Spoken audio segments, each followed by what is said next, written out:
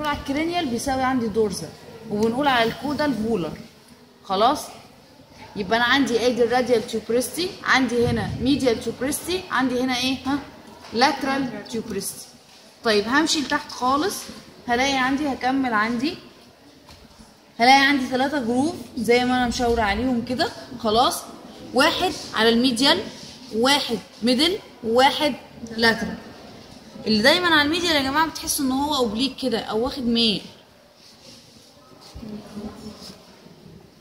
خلاص، واحد بقول عليه اللي هو على الميديال، ميديال جروف فور اكستنسور كارباي اوبليكاس تندون. دي عضله لها تندون، لها وتر، بيجي يمشي الوتر بتاعها في في الجروف ده.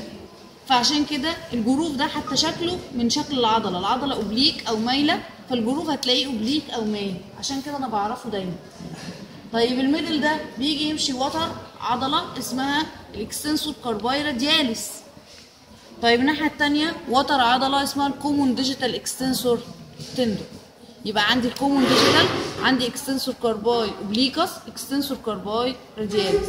مش قادر تحفظ الاسامي دلوقتي، اعرف ان ده ميديال وده ميدل وده لاترال. خلاص.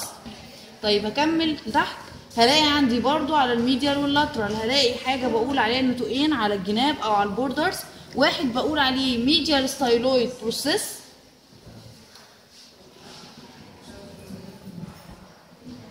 وواحد بقول عليها الناحيه الثانيه لاترال ستايلويد